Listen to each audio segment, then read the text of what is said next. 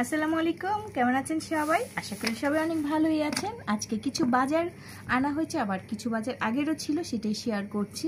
লাউটার দাম হচ্ছে 50 টাকা, তো 35 টাকায় আমি লাউটা নিয়ে এসেছি। আমার কাছে লাউটা এত ভালো লেগেছে যে একবারে আমার তো আশা আছে লাউটা একবারে কুচি হবে। দেখা যাক পরবর্তীতে আপনাদের সাথে নিয়েই আমি এই লাউটা কাটবো। দেখা যাক পরবর্তীতে কি হয়। এটা হচ্ছে পাকা পেঁপে, এটা আমরা রাতের বেলায় কাটবো। দুইটা পেঁপে একবারেই কেটে ফেলবো, পেঁপেটা একবারেই পাকা। আর এখানে কিন্তু পটল আছে, অনেকগুলা পটলগুলো আমার অনেক দিনের আগে। এখন এখান থেকে আমি একটা টিপস শিখিয়ে দেবো আপনাদেরকে, যদি অনেকের ভালো লাগতে পারে আবার অনেকে নাও লাগতে পারে। যাদের ভালো লাগে তারা কিন্তু অবশ্যই কমেন্ট করে জানাবেন যে আমার এই টিপসটা আপনাদের কাছে কেমন লেগেছে। দেখুন অনেকগুলা পটল ছিল এখানে, কয়েকটা পটল একটু পাকা পাকাই ছিল, সেই পটলগুলো আমি আর আলাদা করি নাই। এখন আমি আলাদা করে ফেলছি, কারণ 3 দিন হয়ে গেছে আমি আর এই পটলগুলো আলাদা করা হয়নি। এই পটলগুলো কিন্তু চাইলে আপনারা ভর্তা খেয়ে ফেলতে পারেন একবারে উপরের খোসাটা সহ। এখন আমি এই পটলগুলো ভালো করে ধুয়ে আমি হালকা ভাপ দিয়ে আমি ডিপ ফ্রিজে রেখে দেব। আমার যখন প্রয়োজন হবে আমি তখনই কিন্তু এই পটলগুলো আমি ভর্তা করে ফেলবো। কিন্তু এটা আর এই পলিব্যাগে রাখা যাবে না, যদি আমি এটা পলিব্যাগে রাখতে চাই একবারে নষ্ট হয়ে যাবে।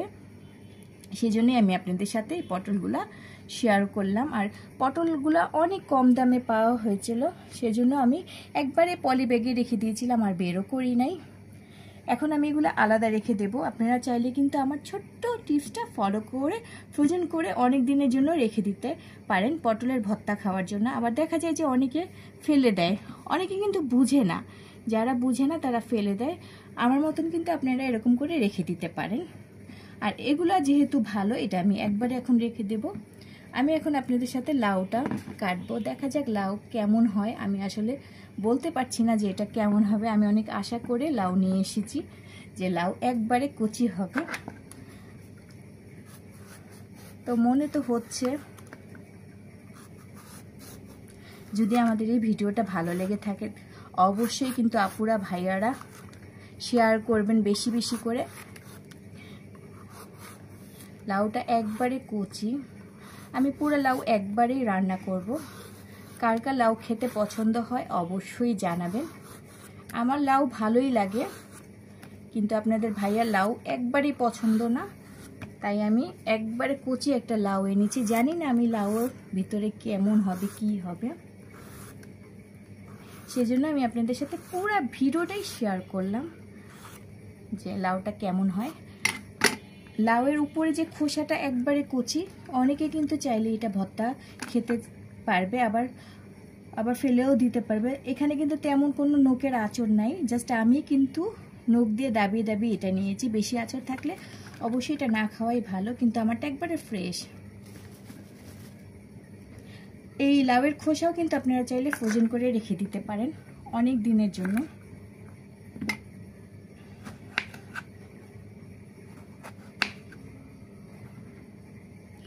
না, লাউ মাশাআল্লাহ অনেক ভালো।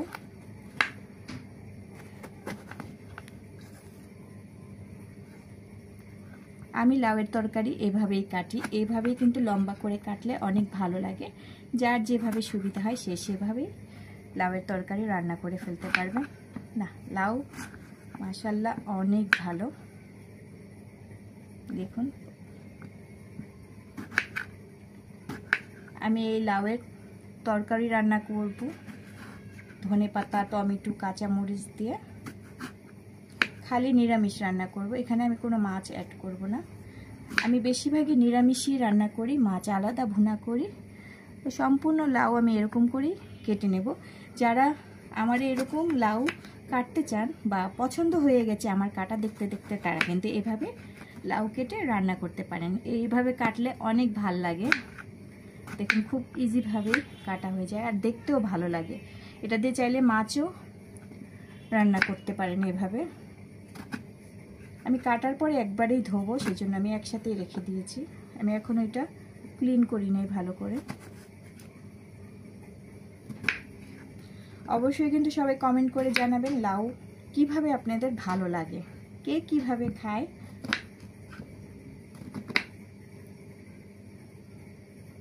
তো তো আমাদের সাথেই থাকবেন, সব ভিডিও আমি আপনাদের সাথে শেয়ার করব। তো আজকে এই পর্যন্তই। সবাই সবসময় ভালো থাকবেন, সুস্থ থাকবেন। তো বিদায় নিচ্ছি, আল্লাহ হাফেজ।